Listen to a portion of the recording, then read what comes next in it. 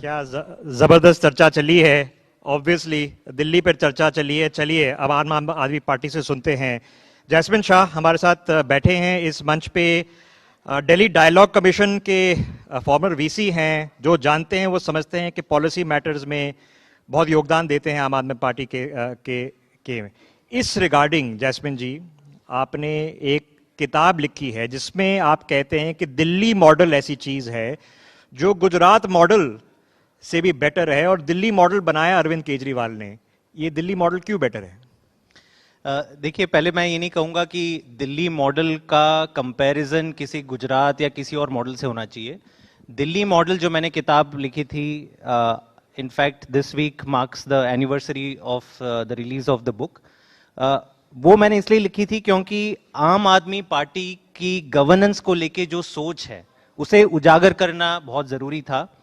और ये इसलिए जरूरी था क्योंकि जिन चीजों पे आम आदमी पार्टी फोकस करती है, for example education, health care, मुझे नहीं लगता कि आजाद भारत में किसी भी स्टेट गवर्नमेंट ने इतना उसे फोकस दिया होगा, और उसके आधार पे एक अपना पूरा गवर्नेंस नैरेटिव बनाया है। सरल शब्दों में अगर आप पूछें कि दिल्ली मॉडल क्या है, हर एक आम आदमी की रोजमर्रा की जरूरतों पर काम करना, वो दिल्ली मॉडल है। To improve the average quality of life of an आम आदमी, and especially the poorest, which includes even their wages and the quality of life, वो है दिल्ली मॉडल। अब आपने पूछा कि ये गुजरात मॉडल से कैसे अलग है।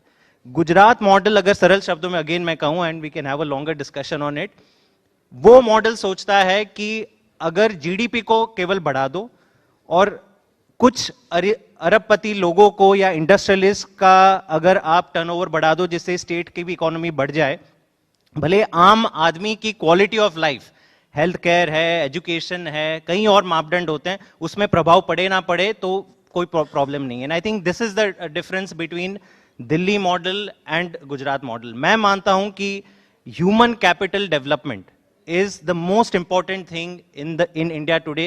We are the world's most populous nation, लेकिन ये हमारा दुर्भाग्य है कि on human development index जो UN का है, हमारा रैंक 134 आता है, वो पिछले 10 सालों में 130 से 134 चला गया है।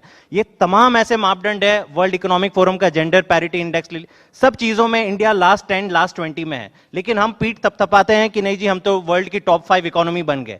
अगर मैं एक और आंकड़ा बता दूं ऋषभ, अगर आप इंडिया के टॉप 10% अमीर लोगों को हटा दो तो पता है what an average Indian earns per month? 6,000 रुपए। That is the reality. We are a country of deep inequality, and इसलिए मैं कहता हूं कि भारत अगर विकसित भारत बनेगा तभी बनेगा जब हम आम आदमी के शिक्षा, स्वास्थ्य और तमाम ऐसे क्वालिटी ऑफ लाइफ इश्यूज पे फोकस अगर करें। ये दिल्ली मॉडल है आपके हिसाब से, तो पंजाब मॉडल क्या है? अब पंजाब मॉडल, देखिए दिल्ली मॉडल, क्योंकि हमने 10 साल दिल्ली में काम किया था, लेकिन इसलिए मैंने बुक का नाम रखा था दिल्ली मॉडल। बट एक हिसाब से ये आम आदमी पार्टी की गवर्नेंस को लेके सोच है, एक विचारधारा है, and that is why Punjab model और दिल्ली मॉडल का जो फाउंडेशन है वो वही है, विच इज कि एक सरकार का सबसे बड़ी जिम्मेदारी होती है कि आम आदमी की रोजमर्रा की जिंदगी और उसकी क्वालिटी ऑफ लाइफ इश्यूज पे काम करना। पंजाब में भी हमने यही काम किया। पंजाब ने, अगर आप देखें हेल्थ केयर में, आज की तारीख में पंजाब में 900 से ज्यादा आम आदमी क्लिनिक, मोहल्ला क्लिनिक चल रहे हैं। आपको यकीन नहीं होगा, 3 साल पहले पंजाब के टोटल हेल्थ केयर सिस्टम में 35 लाख ओपीडी हुआ करती थी, आज वो बढ़कर 3 करोड़ ओपीडी हो गई है। लगभग आप गिन सकते हैं 8 गुना ज्यादा। एजुकेशन में ये साल पंजाब ने, केंद्र सरकार का एक नेशनल असेसमेंट सर्वे होता है, सारे स्टेट्स कंपेयर होते हैं, Punjab topped the national assessment survey this year, beating even states like Kerala. कई और इश्यूज पे अगर आप देखो, फार्म्स इश्यूज हैं या फिर इंडस्ट्री है, इन सारी चीजों में हमने छोटे बिजनेसमैन, आम आदमी को आगे रखा है। और इसी कारण आप देखेंगे पंजाब से भी जो जिस प्रकार की गवर्नेंस सक्सेसेस आज हम देख पा रहे हैं, वो पिछली सरकारों ने तो कहीं सोची भी नहीं होगी कि पंजाब में रह के इतना अच्छा काम हो सकता है। जैस्मिन जी, लेकिन फिर भी हर साल करीबन 1 लाख पंजाबी देश छोड़कर जाते हैं, कनाडा जाते हैं, यूके जाते हैं और जाते हैं। कैसे कन्विंस करेंगे पंजाबी यूथ को कि यहाँ फ्यूचर पंजाब में है? बिल्कुल, बहुत इंपॉर्टेंट सवाल पूछा आपने ऋषभ जी। मैं आपको बता दूं कि 1980s का दशक पंजाब ने देखा, देश ने देखा, जब पंजाब का जीडीपी पर कैपिटा नंबर 1 हुआ करता था इन इंडिया। 2022 में वो आते आते पंजाब 18वें स्थान पे पहुंच गया। तो Punjab has seen a massive economic decline and that is the reason why are youth moving out of Punjab. अगर युवाओं को अपना भविष्य किसी स्टेट में नहीं दिखता है तभी वो बाहर जाता है। पिछले 4 सालों में हमने ये ट्रेंड को रिवर्स होते हुए देखता है। मैं आपको 1-2 उदाहरण दे दूं। पटियाला में गवर्नमेंट की इंजीनियरिंग कॉलेज है। 2021-22 में मैंने देखा था, एडमिशन रिकॉर्ड ये है कि अगर 100 सीटें हैं तो 30 बच्चे अप्लाई करते थे, 70 सीटें खाली जाती थी। अब ये सिचुएशन आ गई है कि 100 सीटों के ऊपर 200 एप्लीकेशंस आ रहे हैं। Many youth are now beginning to stay back, और ये इसलिए हो रहा है क्योंकि हमने इकोनॉमिक ग्रोथ पे काम किया है। जिस प्रकार से इंडस्ट्री को बढ़ावा देने का काम पंजाब सरकार ने किया है, अब तक नहीं हुआ। मैं आपको एक आंकड़ा बता दूं, पिछले 4 साल अभी हमारी सरकार के पूरे नहीं हुए, 3.5 साल हुए हैं, 1.5 लाख करोड़ की investment has landed into Punjab, जिससे टोटल एम्प्लॉयमेंट का जो नंबर्स है, ये कोई एमओयू की बात नहीं कर रहा हूं, ये कमिटमेंट है, एक्चुअल इन्वेस्टमेंट के एप्लीकेशंस आ चुके हैं, इनकी प्रोसेसिंग कहीं की हो चुकी है, कहीं investments have come. 5 lakh employment opportunities have been generated in Punjab. ये मैं प्राइवेट सेक्टर की बात कर रहा हूं। सरकार ने अपनी 60,000 नौकरियां और अलग से दी है, that is not a part of it. Similarly health है, एजुकेशन है, इंफ्रास्ट्रक्चर है, पावर है, कई ऐसे मूलभूत पैरामीटर्स ऑफ डेवलपमेंट में पंजाब बहुत तेजी से आगे बढ़ रहा है। और मुझे लग रहा है कहीं ना कहीं ये उत्साह हम एनआरआईज में भी देख रहे हैं। कई ऐसे एनआरआई स्टोरीज मैं आपको बता सकता हूं जो अपना बिजनेस ले गए थे बाहर, लेकिन अब पंजाब में आ रहे हैं। They are setting up shop in Punjab because उनको उम्मीद है कि एक करप्शन फ्री एनवायरनमेंट मिलेगा और किसी को फेवरेटिज्म नहीं होगा। कोई बड़ा उद्योगपति लास्ट मिनट आ जाए और सरकार पूरी उसके पीछे लग जाए, वो कभी काम पंजाब में नहीं होगा। जैस्मिन जी, हम शुरू दिल्ली से किया तो वापस दिल्ली पे आते हैं। क्या अभी आपके पार्टी चीफ का, अरविंद जी का फुल फोकस अभी पंजाब पे है, तो दिल्ली का क्या फिर? नहीं, बिल्कुल ये गलत बात है। अरविंद केजरीवाल जी आम आदमी पार्टी के नेशनल कन्वीनर है और उनका दायित्व है कि आम आदमी पार्टी जिस स्टेट में आगे बढ़ रही है उनकी लीडरशिप करना। तो दिल्ली में आपने देखा होगा अभी जो हाल हम दिल्ली का आज देख रहे हैं एयर पोल्यूशन को लेके, मुझे नहीं लगता कि इतना बुरा हाल हमने इवन आम आदमी पार्टी के टाइम पे देखा था। ऑब्वियसली इसमें कई सारा काम हमने किया था, लेकिन इस दौरान अरविंद केजरीवाल जी ने भी घेरा है दिल्ली की सरकार को, और दिल्ली के साथ साथ वो पंजाब पे काम कर रहे हैं। गुजरात और गोवा 2 ऐसे राज्य हैं, ऋषभ जी आपको पता है, जहां पे आम आदमी पार्टी के एमएलएज हैं, और हम बड़ी सरगर्मी से वहां का आने वाला चुनाव जो 1-1.5 साल में आने वाला है उस पर भी अरविंद जी का फोकस है। तो he is the national leader of the party और उनका सारा फोकस चारों स्टेट्स में। ओके, आपने फार्म फायर्स मेंशन करी, पोल्यूशन है, वेहिकुलर पोल्यूशन है, डस्ट है, आपको पता है दिल्ली में, लेकिन फार्म फायर्स कंट्रीब्यूटिंग फैक्टर है। तो पंजाब वी वर टोल्ड यहाँ पर होती हैं सबसे ज्यादा, पंजाब में फार्म फायर्स होती हैं, अब क्या? बिल्कुल होती हैं। आप देखिए 2021 में, and I think this is where, अगर एक राज्य के पीछे के पास गेम प्लान हो और इच्छा शक्ति हो तो वो क्या नहीं कर सकता, ये पंजाब ने कर दिखाया है। 2021 में, और ये सारे केंद्र सरकार के आंकड़े, इनफैक्ट यूनियन एनवायरनमेंट मिनिस्टर ने पार्लियामेंट के अंदर ये सारे आंकड़े अभी रखे थे। 2021 में पंजाब में कुल 71,000 फार्म फायर्स रिकॉर्ड पे आए थे।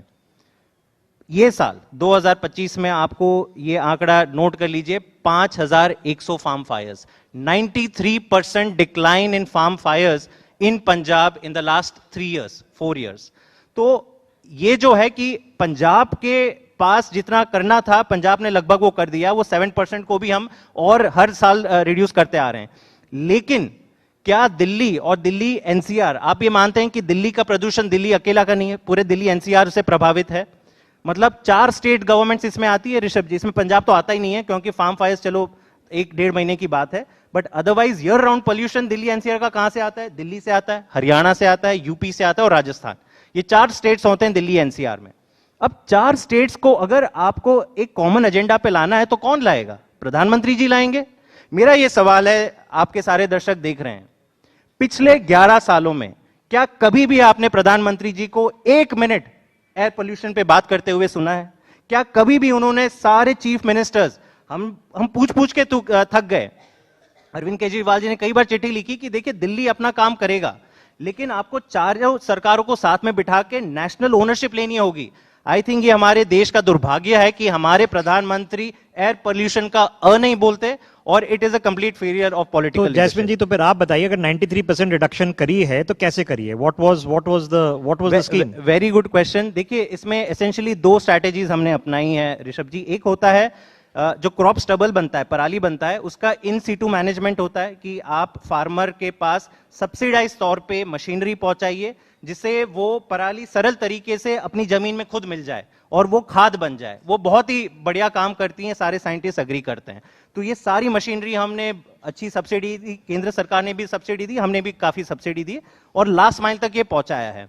दूसरी चीज होती है एक्स सिटू मैनेजमेंट, मतलब जो पराली बनती है उसका डाउनस्ट्रीम अगर आप उपयोग कर पाओ, उसको कंप्रेस बायोगैस प्लांट के अंदर आप उसका इनपुट मटेरियल बन सकता है, बायोमास पावर प्लांट। तो ये सारे सेक्टर्स के लिए हमने अलग अलग पॉलिसीज निकाली हैं, इंडस्ट्री को सब्सिडी दी है, और आप देखेंगे बड़े मात्रा में 50-100 के करीब ऐसी इंडस्ट्रीज पंजाब में पिछले 3-4 साल में लगी हैं, जिसके कारण ये combined sum total of all this has resulted in a 93%. Okay, Jasmine ji, before we let you go, your message for 2026 for Gen Z क्या है?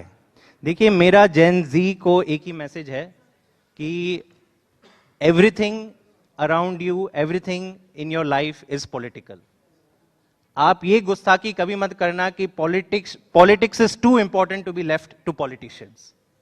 You have to engage in politics, और आपको अच्छी पॉलिटिक्स, जहां पे लोग बांटने की बात, जो पॉलिटिकल पार्टीज लोगों को डिवाइड करने की बात करते हैं, उनके ऊपर मत जाइए, उनके पीछे मत जाइए। पीपल जो आप सबको लोगों को साथ में ला रहे हो, और एक यूथ का एजेंडा क्या है? रोजगार चाहिए, एजुकेशन चाहिए, अच्छे हेल्थ की सुविधा चाहिए, अच्छा इंफ्रास्ट्रक्चर चाहिए। तो उन मुद्दों से देखिए, कई सारी पॉलिटिकल पार्टीज ध्यान भटकाने का बहुत अच्छा काम करती है।